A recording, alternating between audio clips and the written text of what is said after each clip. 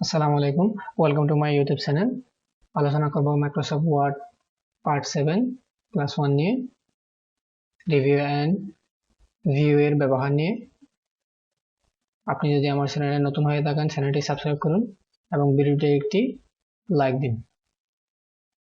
আমি আপনাদের সুবিধার্থের জন্য রুলসগুলো আগে থেকে লিখে রেখেছি, আপনারা ভিডিওটি পজ করে খাতায় লিখে ফেলুন রুলসগুলো।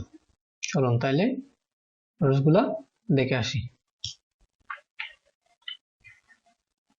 পার্ট 7 এর ক্লাস 1 এর আলোচনা করব লেকচার 7 নিয়ে ভিউ এবং রিভিউ এবং ভিউ এর ব্যবহার নিয়ে। তাহলে এখানে দেখা যাচ্ছে 1 নম্বর বলা হয়েছে কি যে কোনো ডকুমেন্টকে প্রোটেক্ট করার নিয়ম। প্রথমত রিভিউতে ক্লিক করবেন, রিভিউতে ক্লিক করার পর প্রোটেক্ট ডকুমেন্টে যাবেন, প্রোটেক্ট ডকুমেন্টে যাওয়ার পর রেস্ট্রিক্ট ফরম্যাটিং অ্যান্ড এডিটিং যাওয়ার পর অ্যালাউ অনলি টিক মার্ক করে দেওয়া এবং ইয়েস করে দেওয়া।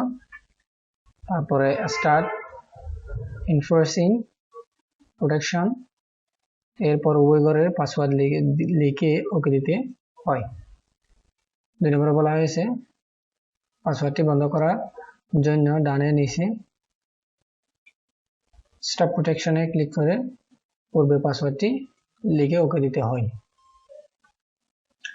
এই দুটো আমি বুঝাই দিব আপনাদেরকে, মাইক্রোসফট ওয়ার্ডে গিয়ে খুব সুন্দর করে আপনারা ভিডিওতে পোস্ট করে লিখে ফেলেন। 3 নম্বরে বলা হয়েছে কি কোনো শব্দের যে কোনো শব্দের করার নিয়ম।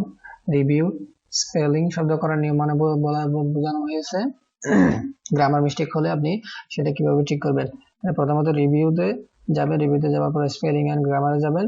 এরপরে যদি কোনো শব্দের লাল বর্ণ ধারণ করবে তার নিচে সঠিক শব্দটি লিখে ক্লিক করে চেঞ্জে ক্লিক করে ওকে দিয়ে ক্লোজ করে দিলেই হবে।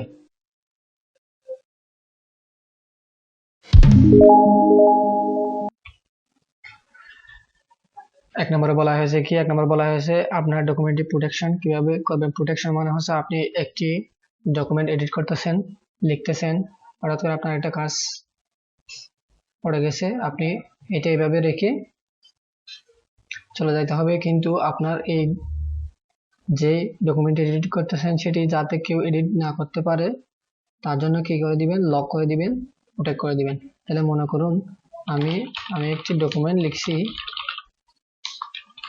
মনে করুন এই ডকুমেন্টটি লিখছি, এই ডকুমেন্টটি আমি প্রোটেকশন করবো। তাহলে প্রোটেকশন করবো কিভাবে?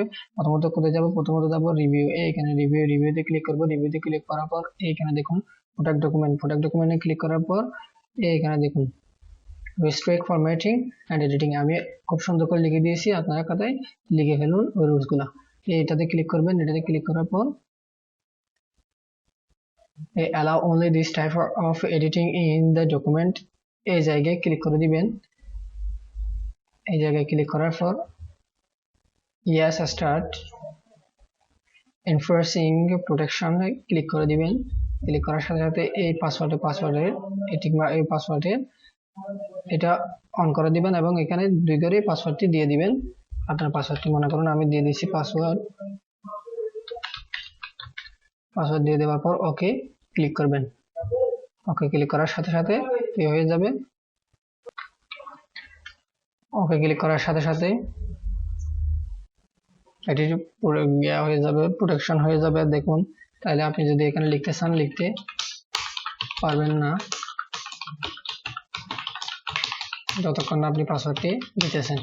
তাহলে এখন কি করবেন, পাসওয়ার্ডটি কিভাবে নিয়ে যাবেন? পাসওয়ার্ডটি নিয়ে যাওয়ার জন্য এইখানে নিচে স্টপ প্রোটেকশন লেখা আছে, স্টপ প্রোটেকশনে ক্লিক করবেন। ক্লিক করার পর পাসওয়ার্ডটি যখন দিয়ে দিবেন তখন এটি স্টপ হয়ে যাবে এবং এটি ক্লোজ করে দিবেন। তারপর লিখতে পারবেন আপনি আবার। 3 নম্বরে বলা হয়েছে আপনার ডকুমেন্টে যদি গ্রামার মিস্টেক, স্পেলিং মিস্টেক হয় তাহলে সেটা কিভাবে সংশোধন করবেন সেটা দেখানো বলা হয়েছে। মনে করুন আপনি এরকম মিস্টেকে পুরো ডকুমেন্টটি লিখে ফেলেছেন, স্পেলিং মিস্টেকে পুরো ডকুমেন্টটি লিখে ফেলেছেন, কিন্তু একটা করে কাটা সম্ভব নয়। সবগুলা একবারে কাটার জন্য কিভাবে কাটবেন সেটা দেখা দিতেছি। প্রথমত কোথায় যাবেন? প্রথমত যাবেন রিভিউতে। প্রথমে যাবেন রিভিউতে ক্লিক করবেন। রিভিউতে ক্লিক করার পরে এখানে দেখুন এখানে স্পেলিং এন্ড গ্রামারে ক্লিক করবেন। স্পেলিং এন্ড গ্রামার ক্লিক করার পর নিচে লাল বর্ণ যেটি আছে, লাল বর্ণ যেটি, এটা হচ্ছে কি আপনার স্পেলিং মিস্টেক, স্পেলিং মিস্টেক, এটা হচ্ছে আপনার স্পেলিং মিস্টেক। তাহলে নিচে সাজেশন আছে, নিচে সাজেশন থেকে আপনার সঠিক ওয়ার্ডটি ক্লিক করবেন। সঠিক ওয়ার্ডটি ক্লিক করার পর চেঞ্জে ক্লিক করবেন। চেঞ্জে ক্লিক করার পর ওকে ক্লিক করবেন। তখন দেখবেন আপনার ওয়ার্ডটি সংশোধন হয়ে গেছে, কারেক্ট ওয়ার্ডটি শো করতেছে এখন। আশা করি সবাই বুঝতে পেরেছেন। আজকের আলোচনা এতটুকুই, আলোচনা হবে পরের পার্টে।